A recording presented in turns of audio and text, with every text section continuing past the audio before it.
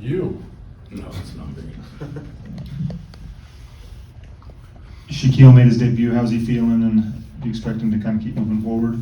Yeah, I thought Shaq did fine. You know, we talked about playing 5 minutes. He played 4:45, and so didn't want to put him back in there after he got tight. So I thought he did fine. I thought he looked pretty good, and he practiced yesterday, even though it was a short practice, and hopefully he'll be full speed today and play him some more tomorrow. And Zeke mentioned that it's going to take time maybe for this group to come together because there's so many new pieces. Does it generally take a little bit of time for a team to come together when you got so many new guys?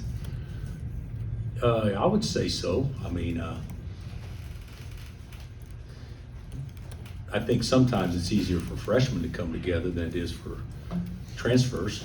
But I would say so. I think the guys are, hell, I think they're doing fine. I mean, they're never doing as good as I want them to do, but I certainly don't agree with the thinking that they've disappointed by any stretch, because that's certainly not the case.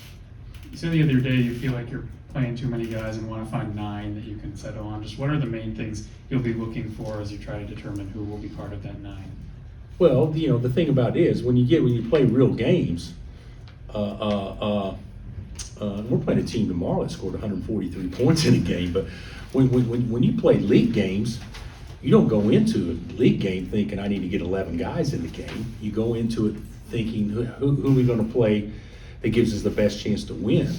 And we're still trying to figure out some different scenarios and what gives us the best chance to win in those type of games based on playing different lineups now and things. What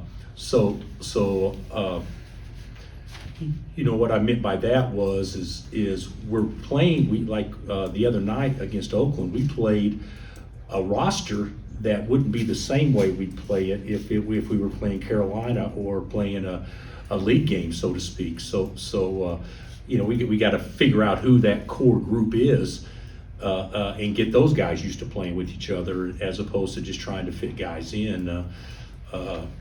Some people may not like hearing that, but that's the reality of the world. Is it's not equal opportunity for everybody. We got to figure out what's best for us, and then try to put guys in a situation that, okay, when KJ's in, who's the best 3 to play with him on the perimeter, and when Zeke's in, who's the best 3 to play with him on the perimeter, and when Flo's in, who's the best 4 guards to play with him as opposed to Hunter. And we're still trying to figure it out, but I do think it'll become clearer as we don't try to figure out, okay, how do we get 11 guys in the game as opposed to 9.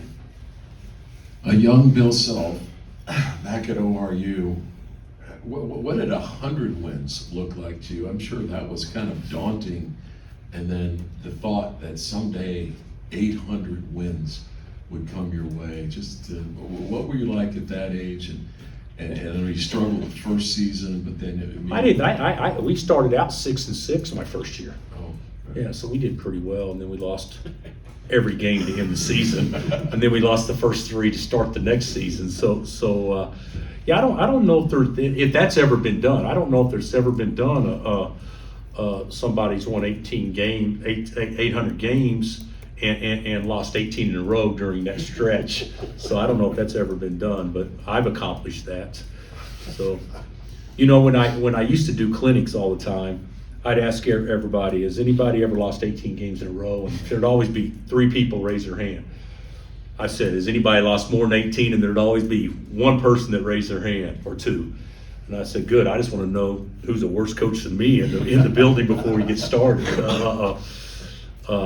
But yeah, that was a different element back then, different animal, and one that I learned so much being a part of. And your mistakes weren't magnified near as much as they are obviously coaching at Kansas. But that was great for me. That was one good thing about being at Oral Roberts was I screwed up a lot of things, but the media really didn't ever talk about them. Nor did your fan base much. Out of the 75 season ticket holders we had, not too many people were obsessed with that. But there was a lot of good things that came from it, though. Did you seek out, I'm guessing your dad, but who did you seek out help from during that stretch? Uh, Coach Sutton. Yeah, I would say Coach Sutton, and of course, my father. Obviously, I talked to him about it. I made the joke, at ORU they had on the baseline, they had the saying, "Expect a miracle," and I joked all the time that Coach Sutton told me, "You need to wipe off expect a miracle, and you need to put down it's going to take a miracle instead." But that was. But it turned out great. That's that same group at ORU that lost 18 in a row, won 31 the last 38.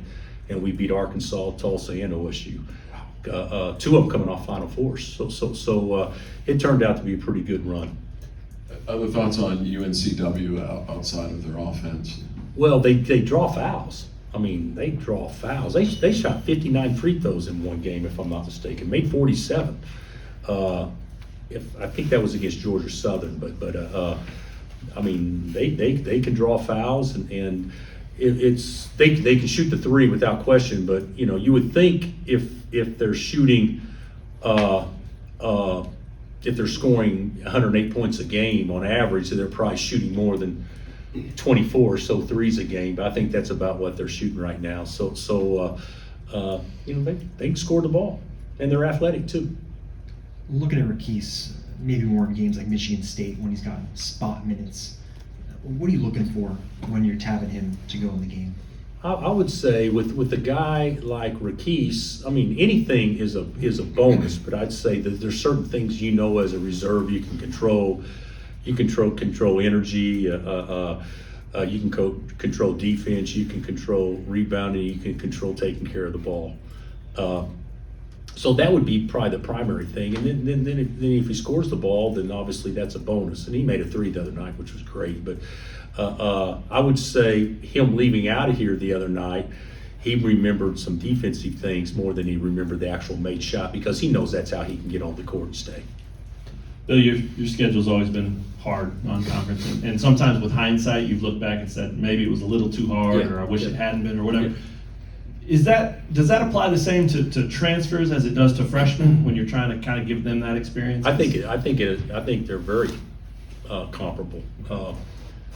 I actually, in my limited experiences, in all my years coaching, I think transfers that don't have to sit, because before they had to sit, or if they're a JUCO kid coming in, to me it's always taken till Christmas for them to react and not think. Whereas freshmen, sometimes I think it's easier for them because they don't know what they don't know. But I like our transfers. I think they're trying hard. None of them are fighting us at all. They're willing passers. They want to play the way we want to play. They buy into it. I just don't think we're at the point where it's a reactionary thing right now. I still think it's a thought process where guys are going through their checks and balances. Is it while you're recruiting them, or is it when you get them on campus that you can tell when a transfer, hey, he's going to be fine against Duke, Michigan State, Carolina, Creighton? Do you see that? I don't think we've ever recruited anybody to say they're going to be fine in the first 3 weeks of the season. Okay. I think you recruit people saying they're going to be fine to help you win when it counts the most. That's why, the team that you see now hopefully is not recognizable come March. But by no means do we recruit thinking, well, we got a tough schedule early. Maybe these guys can come in and help us early. We recruit thinking, it'd be nice to play well early, and yeah, we need them to, but what we really need is for them to be comfortable by the time conference rolls around. Bill, you talked about Shaq playing 445 the other night. Like, when he's full go, is there a target number that you have for him that you want to rely on him for? Is that? I would say conditioning probably won't let him play very much right now. Guys, he hadn't really done anything, and even when he came back those few days, he hadn't done anything since then. Sunday was the first. Not Sunday. When did we play? Saturday. Friday was the first day he had practiced since he took those 2 weeks off or whatever. So yeah, he's time away from being able to go, but I think he can certainly give us some spot minutes right now. Zeke told us he's in a little bit of a slump from outside. How did he do in practice, and have you noticed the slump? I don't think he's in a slump at all. If I'm not mistaken, he's got 17 rebounds the last 2 games. I mean, so he's a player. That's what I told him the other day. If you have to make shots to play well, then that means you're a shooter. If you can play well without making shots, that means you're a player. And I think he's a player. I do. Now, granted, do we need him to make shots? Absolutely. And we're a much better team and a different team when he does. But I'm not a big proponent. Now, if a guy is a designated 3-point shooter and never shoots a free throw, and he gets 5 looks, he's got to make 2 in order to stay in the game. That's one thing. Zeke's not one of those guys. Zeke can help you win a ball game just by his presence, on both ends. Dave referred to this, but does 800 mean anything more special than any other round number to you? No. I had a buddy of mine, you guys know Rhodey from Oklahoma City. I said, "What's the big deal? Good gosh, you've already won 800. You've already done." I said, "Well, they took a few away." But no, it really does. And I'm being dead serious. I don't even know. Nobody's told me when that even happens. So of course, nobody told me they were putting a banner up there the other night either. So I didn't see that till Gary made a huge deal out of it at the press conference afterwards. But it's nice. But $7.99 right now. right now, so Yeah. one more. Right. So yeah, that'll be something that whenever it happens, I'll think about it for at least 3 to 5 minutes, and then we'll go on to the next. Do you save the balls from the milestone wins?